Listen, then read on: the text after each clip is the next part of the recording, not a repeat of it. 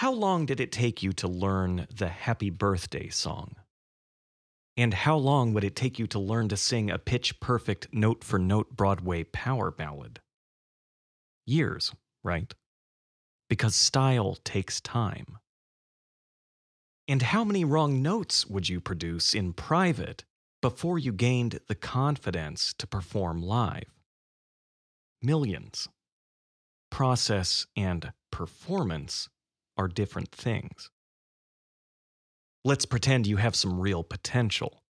Would you start chain smoking and take a day job in a coal mine to pay the bills? Of course not. You gotta take care of your moneymaker. And when you're a big hit on Broadway, with crossover success in movies and pop music, did you make it there without a mentor? Probably not. A good mentor is essential. We can easily see the absurdity in an image of an aspiring Broadway star who expects instant results, performs without practice, neglects their throat and lungs, and thinks they will somehow succeed without expert perspectives.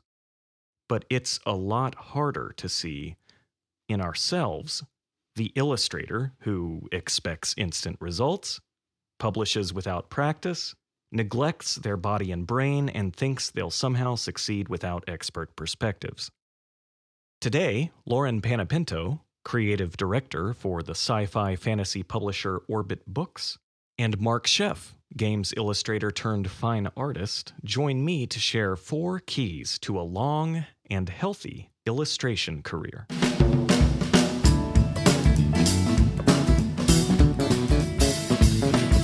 Hello, my friends, and welcome to another episode of the Artcast by the Oatley Academy. I'm Chris Oatley. I'm an illustrator and visual development artist currently working for Disney. And at chrisoatley.com, I help artists create dream careers in the animation industry. I'm delighted and honored to announce that today's guest, my friend Lauren Panepinto, will join Loish, feature animation recruiter Allison Mann, and me in teaching my new course at the Oatley Academy. It's called Dream Machine: Social Media Strategies to Upgrade Your Art Career. And it is awesome. If you're interested in working with us to develop a sustainable, efficient, and effective social media strategy that aligns with your personal values, fits your specific career goals, and helps you rise above the chaos and competition, join our interest list at chrisoatley.com/DM email. That's chrisoatley.com/D as in dream, M as in machine, email, EMAIL.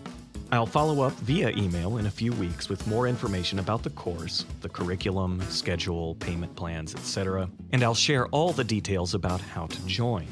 Now grab a pen, because you'll definitely want to take notes on today's lesson: 4 keys to a long and healthy illustration career. Key number 1: style takes time. Every successful professional artist is either a peacock or a chameleon. Some professional artists can actually switch back and forth. Most illustrators, some concept artists, and some animation viz dev artists are peacocks. They build successful careers with a unique, personal, and distinctive visual style. Most animation viz dev artists, most concept artists, and some illustrators are chameleons who work in project-specific styles inspired by the story they're telling. Whether you get hired for your personal style or help to develop a project-specific style, it takes time. Here's Lauren. People freak out about finding their style. Oh, goodness gracious. Like they know that they're Yeah. supposed to have a style. They hear everyone saying, you have to be unique. You have to be the person that does that thing the only way that you know how to do, Right. and all this stuff. And they freak. I've never seen the level of anxiety. Yeah. And they freak out because they're like, I don't know what my style is, and maybe it's like this, and maybe it's like this. Just make work. You don't wait and then the style finds you, then you make work. You just, Picasso said inspiration exists, but it has to find you working. Yeah, exactly. My good friend Z Yan, he answers the style question with a parable.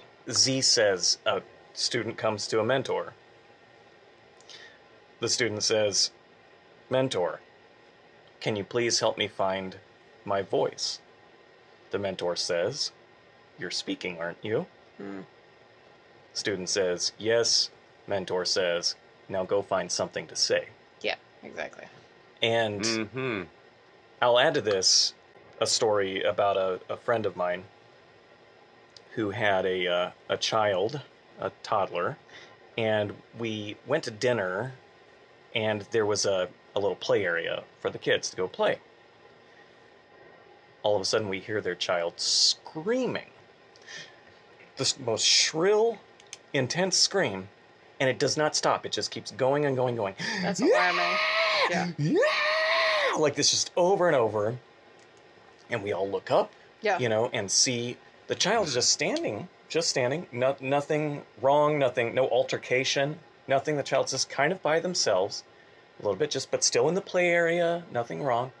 Just standing there screaming and making fists and screaming. And the child's mom explains that the baby has discovered his voice. Nice. And that last week it was week. And it was always woo, all That's week funny. long. And now congratulations to me. It's Screaming Week. It's Scream Week, exactly. Exactly. And then I saw them, I don't know, a couple months later or something, maybe 6 weeks. And it was something else entirely, and I was like, oh, this is what illustrators and animation artists need to understand is style. So much of it is, it's like trying to hear your own voice and figure out all the different sounds you can make.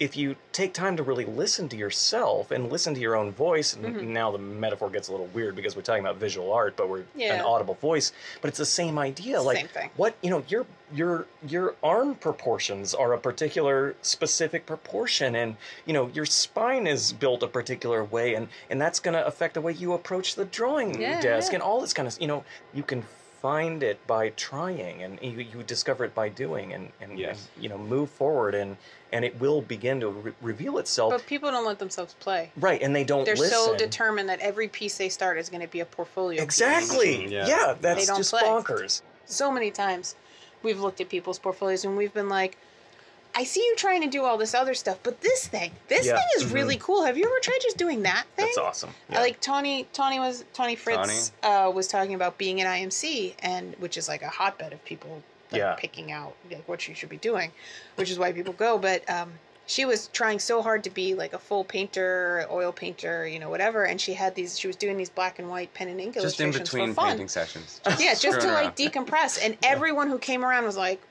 whatever with the painting, but this is great. You should be doing this. And she talks about going through this like grieving process almost. Right, yeah. I walked into the, we all go back to the IMC well, hang out sort of in the dorm after where everyone's staying, and I walked in and she's sitting there just like in a chair, like somebody died. Like someone, like, yes, like something definitely bad happened. I'm like, what's going on? She's like, I'm like busting my ass on this painting. Yeah. And everyone's coming by and they like don't even notice it. And they're like, oh, look at these ink drawings. And I was like, do you think maybe you should just do? She's like, okay. Like I'll think about it. And now she's making this really and that's what she does. That's what she does. And she's beautiful. And she's just committed to it. But and that thing, you don't have to never oil paint again either. That's the other thing absolutely. too. It just this style thing. It's like we think this is the you're think you getting have to married to choose this and then thing. you're stuck for all it's not a time. future dystopia where like you are an ink person. Go with the ink people. You will forever you'll eat ink and breathe ink and Oh my god. It's true, but people get really freaked out that I've said that to people and they've burst into tears in the middle of a portfolio review because they're like, no, that's not me. That's not what I want to do. And I'm like, okay, well that's fine. You can paint like a third-rate Donato for the next 10 years, but you could be getting work doing this while you figure it out. Right. Yeah. People get so wrapped up in their vision of their own identity. Like, I am this kind of artist, or I am this kind of person. I was talking to an artist up at IMC, and they were talking about how they would never be the kind of person that does personal projects. They only want to do commissions. They don't want to do any personal projects, whatever. Wow. And I was like, Wow. Okay. Well, that's opposite of how most people feel. But, you know, okay. But what, have you ever done a personal project? Right. Like, it's a strange sword to no, fall that's on. just not who I am. How do you know? Wow. And I've seen it happen over and over again where it's like, I appreciate you trying this here, but scrap it. Because this thing, this other thing that you keep kind of showing up with, It's great. is really where your heart is, and it's like kind of what you do anyway. So why don't you try exploring it? How many people listening to this or just out there, you know, have really wanted to be, I'm raising my hand, that kind of painter, gotten halfway to being good at it and realized, I don't want to be that kind of painter. I actually want to paint this other way. That's not what's coming out of me. Yeah, it's something I've been saying to my students a lot lately has been try on different outfits. You completely buy in prior to even having tried it on for size. Right. It's like window shopping for wedding dresses, and then you go and you spend, you know, whatever, $5,000 on the dress before you've even tried it on. It's almost like absorbing people's superpowers. Try and do a piece of your own in the style of Escher. Try and do a piece of your own in the style of Mucha. So it's okay if your influences show. They will show and they should show, but people stop at that point. We teach people to career stock. You should have 4 or 5 or 10, whatever, artists that, like, you want their career. You think it changes every couple of years. Everybody coming out of school right now looks like Victor Nye. A couple of years ago with Sam Weber. You know, whatever those people are. You know, you should not just look at their website wistfully and wish that you could be as good as them. Go back and look at their old art. See how they got there. See the clients that they got. Did they work in house? You know, like a lot of people don't know that Sam Weber worked for the New York Times and was pretty much like a black and white pen and ink illustrator. Yeah.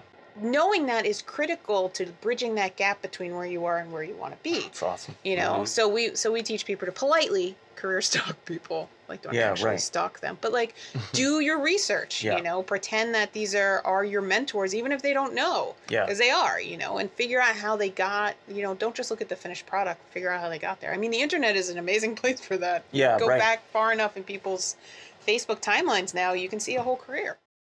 Key number 2. Separate process from performance. Social media often forces artists to conflate process and performance. Process, which often includes practice, is primarily private. Performance is primarily for the public. There's this story that everybody at Disney has Frank and Ollie stories, and even, I mean, most of the people at Disney now didn't know Frank and Ollie, but the stories still, you know, are always circulating. And I can't remember who told me this story, or if the person who told me this story is the protagonist of the story. Even I don't remember, but there's the storyboard artist who's new and has a pitch coming up, and the story artist wants to impress Ollie Johnston, who's going to be reviewing the storyboards. And so he just goes and just works night and day, making the most perfectly beautiful story sketches you've ever seen, and, you know, shading everything and putting some color on there, and, you know, drawing and redrawing and cleanup and all the things. And he goes in for his pitch and does the pitch, and then Ollie stands up to, you know, share his opinion. And instead of really giving feedback on the pitch, he just picks up a pencil and he walks over and he just walks up to one of the boards and he just starts kind of delicately doodling nonsensically over top of the drawing. And he looks at the storyboard artist and goes, "How does this make you feel when I do this?" You know? And the whole point being, you know, it's a storyboard. It's not the final piece. This is process. And there's this amazing sort of disposability that folks in animation approach their work with that I think a lot of illustrators could really you know, benefit from, in that, it's all just one step along the way. Everything, even if you spent, you know, an entire week on the painting, it's still going to be in the rearview mirror. Yeah, you know? And I think that's something that gets lost a little bit, especially, you know, take sketchbooks just as an example. You know, if you want to figure out, like, the design for something, you don't work on a giant canvas and try to figure it out there. You work in a sketchbook. You know, if you're trying to figure out how you work with oil, you don't do a giant, you know, you don't do a waterhouse. you have to make a lot of work, and you have to be willing to make crap. And it's also one of the things that kind of like desensitizes you to failure. Well, that's the confidence thing again. You don't gain confidence by winning. You gain confidence by losing. You gain insecurity by winning because then you have a streak that you don't want to screw up. Right. Yeah, that's great. Then when you're sitting there and you're making a piece of dung in your your sketchbook, you're not also beating yourself up about it. Yeah. Hopefully not.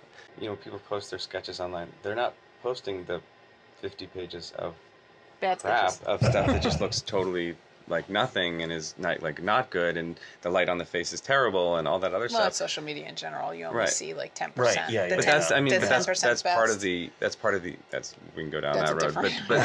But that's part of the issue is that some of this stuff is so opaque because people aren't showing all that stuff. Key number 3, take care of your moneymaker. As artists, we're fortunate that most of us will be able to continue to do creatively fulfilling work well into our old age. The problem is many of us work in ways that risk our long-term health. Just recently, I heard an interview with a popular Instagram artist who said she wrecked her stomach and injured her spine from overwork. After that, I read an interview where an experienced professional artist was quoted saying that in order to make a living as an artist, quote, "You can't ease up or relax at all, ever," which simply isn't true, let alone sustainable. Most of the pros I know do work a lot, but they don't wreck their bodies and relationships in the process. Here's Lauren. Pay as much attention to your mental strength as your artist strength. What an art director gets to hear that a lot of artists starting out don't get to hear is that the artists at the top of the chain have the same doubts and insecurities and mental head game stuff as the guys on the bottom of the chain. It's just the level is different. Yeah, I heard one, and I won't name names, but one artist who we know talking about this and saying, well, yeah, like I am booked solid for the next 2 years. But what about after that? Like, what happens then? Yeah, exactly. And everyone else is like, 2 years, Jesus. That's great. Right. Yeah, and it's like but we're sitting here. the anxiety doesn't go away. Yeah. It just gets bigger and bigger. And really the questions that we get over and over and over again are not nitty-gritty business questions. They're therapy questions. Things like habit building, how to deal with anxiety and confidence and depression. These are all things that are going to affect getting enough sleep, self-care, to the point that it has sent me like on my own little side journey of reading, artist psychiatry. And you and I have talked about this a bit before, but I'm even thinking about doing a master's in art therapy to kind of try and help. I'm from New York, so I am completely 1,000% transparent that I have a therapist, and I will have a therapist. Yeah. Oh yeah. I think when you get here, they just give you one, like I wish that they would. I wish that they would. You have a temporary one assigned just for your trip while you're here. Yeah.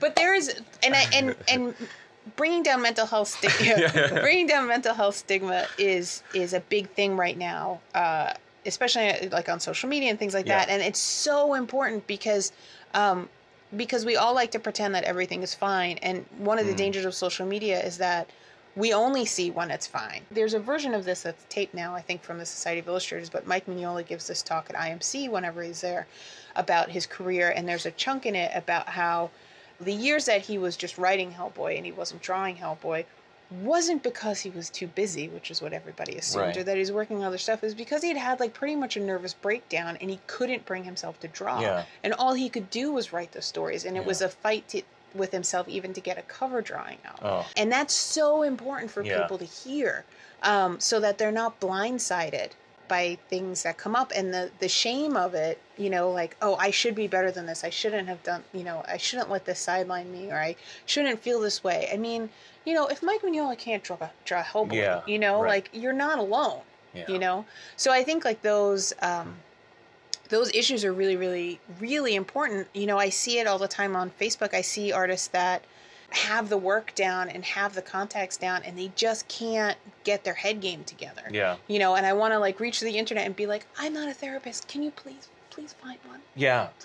Please find one. Definitely, speak to friends and see what options there are out there, because there are, public health There's options. apps too that are figuring out. There's like text to therapist apps now that are affordable and things. Much more affordable, when Marc and I we wanted to have a blog on Maker at Work, but we wanted it to be different. And this is where my headspace was around this. Like there's 3 sections on that blog. Right. One is book notes. So I like read a lot of books, and they're almost always self-help books.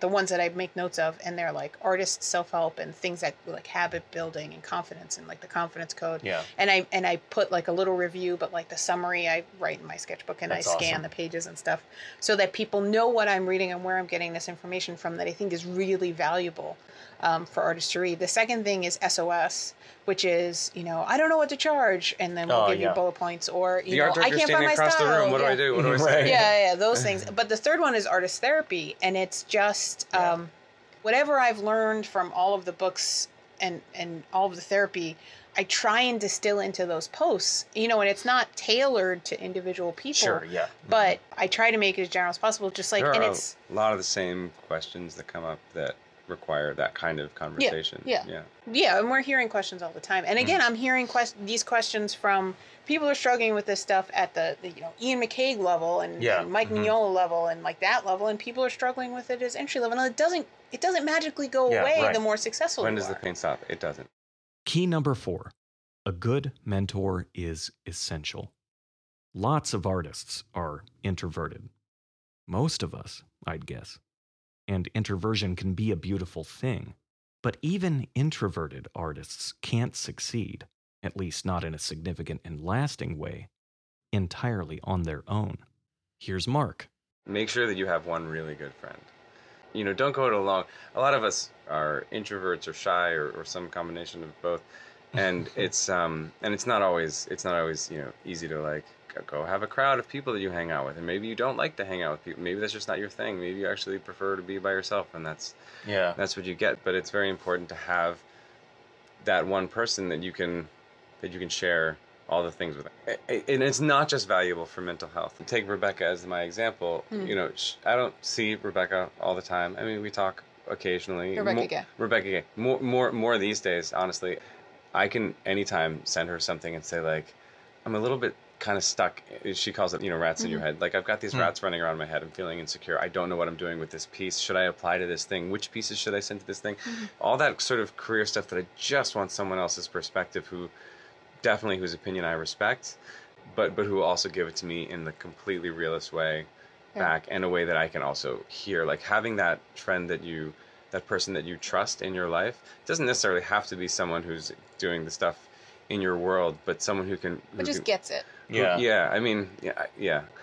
can point to a number of turning points in my career where it was I showed somebody something and they gave me some real feedback, and it changed everything. Wow. And Rebecca has been that person for me. I can think of a few times when she's done that, where she saw some illustration work I was doing and said, why don't you try doing a lot of that? And that changed everything. When I was doing when I was working on sort of building up my repertoire in the gallery world, I showed her some stuff, and she helped me hunt it down. You need somebody to call you on your you need somebody to pat your back when you need it, and tell you it's going to be okay. It's very easy for creatives to be looking forward all the time, and you have to be, and that's important.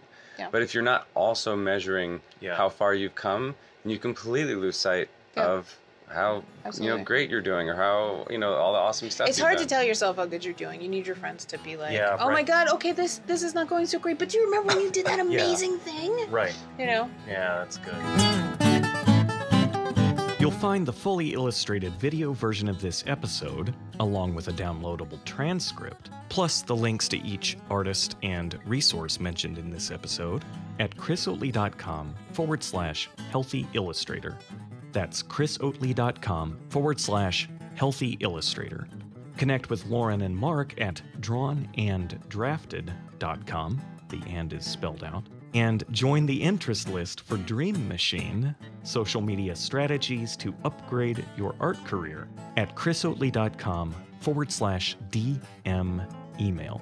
Again, if you're interested in working with creative director Lauren Panepinto, feature animation recruiter Allison Mann, Loish, and me to develop a sustainable, efficient, and effective social media strategy that aligns with your personal values, fits your specific career goals, and helps you rise above the chaos and competition, then this is one epic opportunity that you will not want to miss. Again, join the interest list today at chrisoatley.com/DM email. Until next time, my friends, remember, you are creators, not consumers. Design your lives accordingly.